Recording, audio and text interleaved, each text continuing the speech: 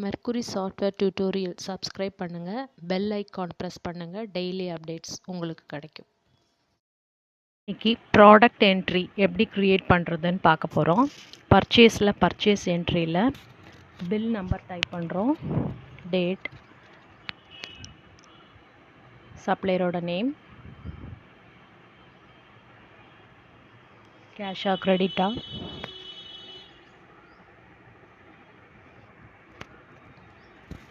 இப்போது product list வருது. இதில் Abana tablet, batch number, expiry date, ஆட்டோமேட்டிக்காக அபானா டேப்லெட்க்கு எவ்வளோ எக்ஸ்பைரி டேட்டுங்கிறது இதில் டிஸ்பிளே ஆகுது. பர்ச்சேஸ் ரேட், எவ்வளோ குவான்டிட்டி எல்லாம் டைப் பண்ணுறோம்.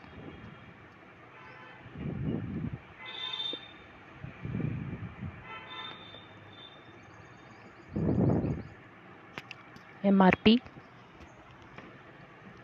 ஓகே கொடுத்துறோம். ப்ராடக்ட் பர்ச்சேஸ் பண்ணதை இப்போ டைப் பண்ணியிருக்கோம். இப்போ புதுசாக ஒரு ப்ராடக்ட் எப்படி இதில் க்ரியேட் பண்ணுறதுன்னு பார்க்குறோம். லிஸ்ட்டில் இந்த ப்ராடக்ட் இருக்காது. P500 SUS இந்த ப்ராடக்ட் டைப் பண்ணோன்னே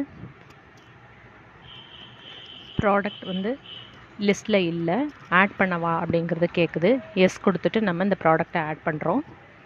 இதுக்கு பார் கோட் டைப் பண்ணுறோம், ப்ராடக்டோட நேம், HSN கோட்,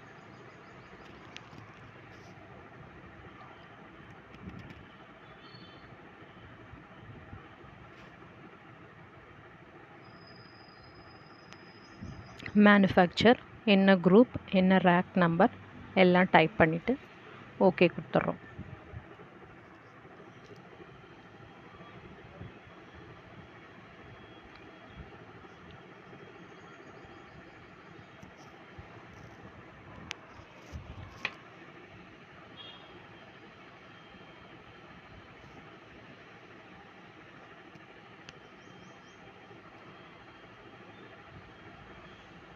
ஓகே கொடுத்துறோம். ஈஸியாக நியூ ப்ராடக்ட் க்ரியேட் பண்ணிட்டோம். இப்போது இந்த ப்ராடக்டை டைப் பண்ணோன்னே இங்கே ப்ராடக்ட் லிஸ்ட்டில் வருது.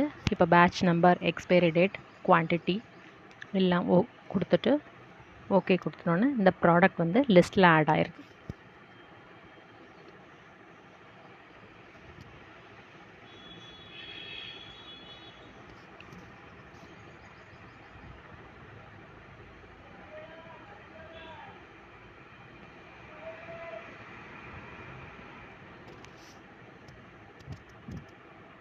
பார்கோடோட டிஸ்பிளே ஆகுது. இந்த ப்ராடக்ட் பிரிண்ட் கொடுத்தா பார்கோட் டிஸ்பிளே ஆகுது. அந்த ஸ்டிக்கரை எடுத்து நம்ம யூஸ் பண்ணிக்கலாம்.